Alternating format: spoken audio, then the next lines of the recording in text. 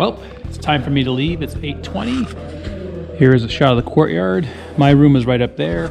It was a little bit warm last night, but then it cooled off nicely, and I sprayed DEET on myself. But the office and this is the owner right here. Wave to the camera. And these wonderful pilgrims. They look so happy to be up this morning. Buen camino. Gracias. And we hit this little button here. Oh, it's two for one there. Sorry. There you go. Out the door we go. And my bag is right there in the foyer. But apparently this is a old monastic or convent building at one time. I'm pulled by a car here, but you can see it from there all the way there, and there's a church, and they were interconnected. And his family apparently got the property, I don't know how long ago, several generations ago, and him and his girlfriend decided to open up an albergue and just part of the facility. But you can see how huge this place is. If he treats pilgrims the way he treated us, I can see him filling this whole place up with 60, 80 bunks easy, and really having a thriving business here on the edge of town. And speaking of the edge of town, I see pilgrims in front of me, I see the arrow, and that's about it. John has a short day today. I think I have like 12 miles to walk, if that, and I'm happy. So let's get this day underway.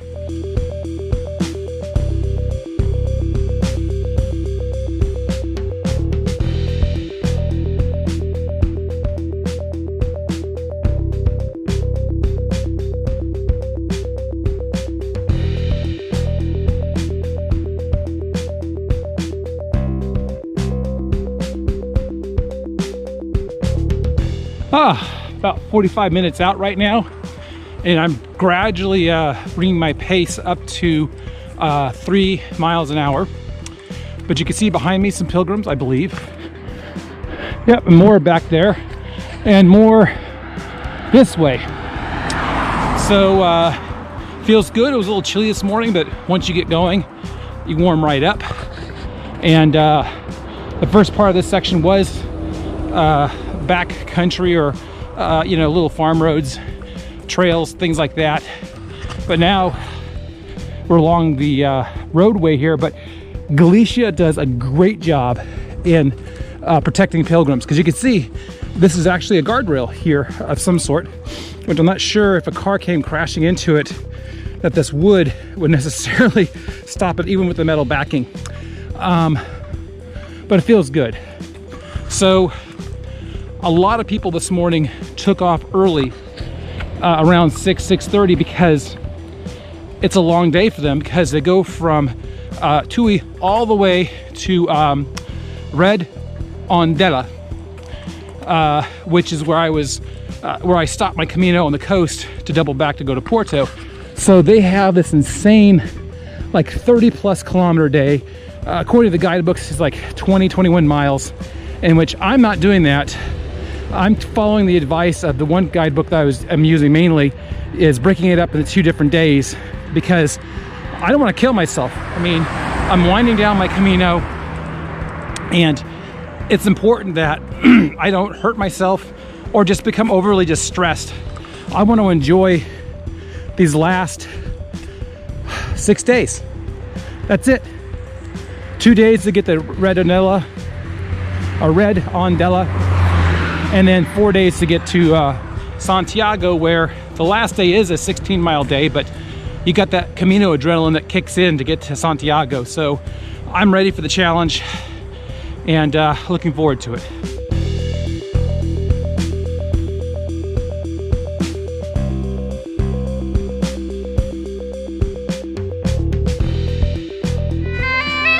So I thought I heard bagpipes.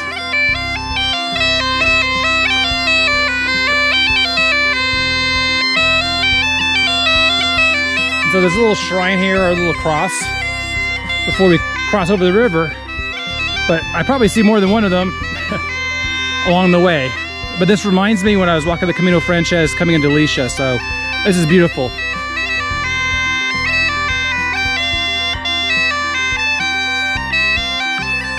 Well, back on the Camino.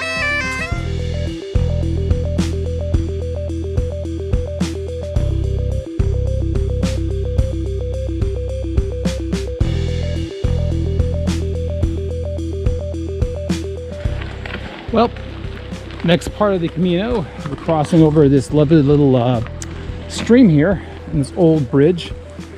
And according to the sign back there, I think there is some, oh, what's the right word of putting it? There's some raised causeway, I believe, here. At one time, the idea is that the water would flood along one side, and then there was raised stones on the other you could walk on. So I think we saw that earlier in the Camino, but this is very beautiful.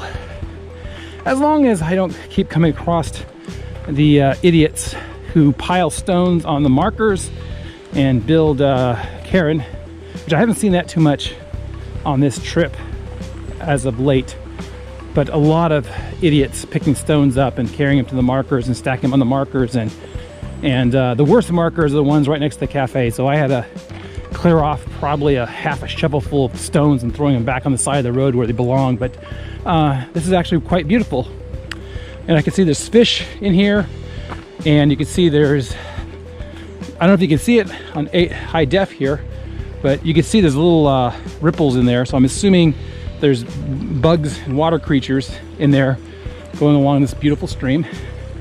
And so just sharing this with you a little bit. And I have to have my eyes open, because over the bridge there's two different routes.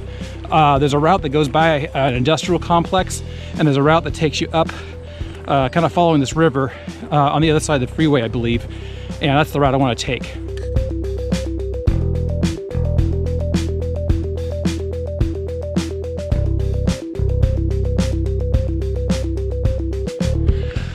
Here's the split in the road. Yeah. You go this way, you wind up going along the river at a nice coastal route. Okay. Or not coastal, but a in the forest.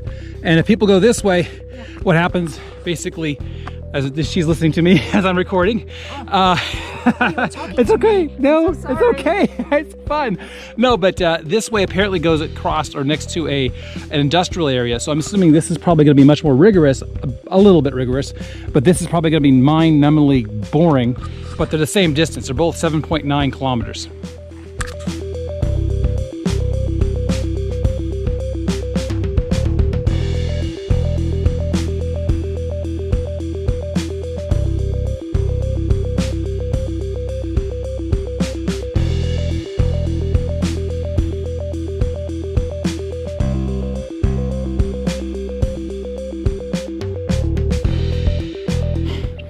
Okay, have to be very careful here, as you can see behind me and in front of me. But this is something I was talking about earlier, and I showed you in the signs back there and a couple pictures. So this is a natural creek, kind of comes through here sporadically, and the cows, according to the picture, would be taken along this creek. They would walk along it, but then the herdsman would be up here, nice, high and dry. And if you're riding in a cart, for example, you can go that way as well.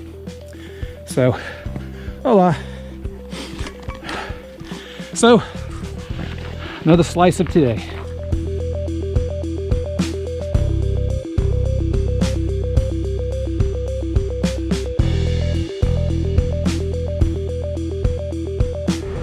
Well, I'm about 2 miles out from my destination.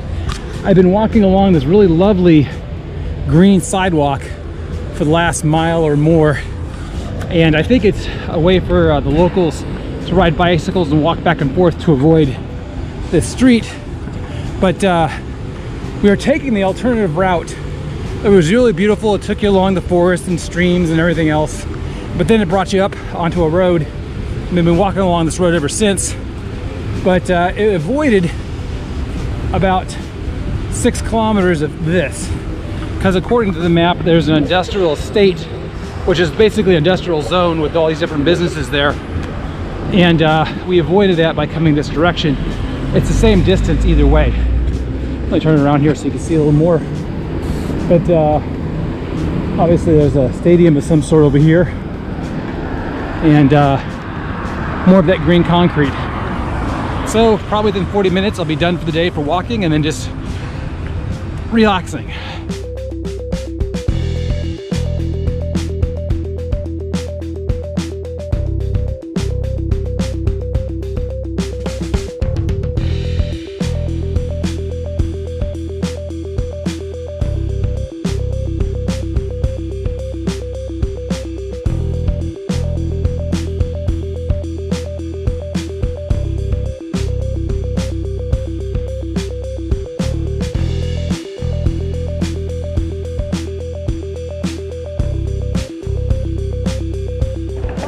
Well, I've arrived in O Porriño, I believe.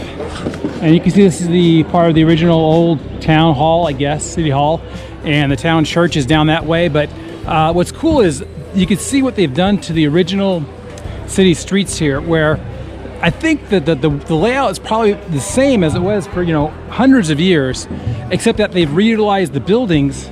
And you can see some of the older architectural elements that's been kind of incorporated to the larger buildings. Like right here, this is more original here and here, but like this right here, that's been rebuilt, etc. And whoever this is, I'll sit next to him when I get a chance later on today, but this is wonderful. So a lot of pilgrims today I've run across, and what I need to do is I need to go here and then hook a left to get to where I'm staying tonight, and then I'll probably double back to come down here to find some fast internet, unless my albergue or place I'm staying tonight has fast internet, which I'll stay there to upload the videos and kind of kick back and relax, then come down here. So here we go, a little bit longer, but I will talk to you later.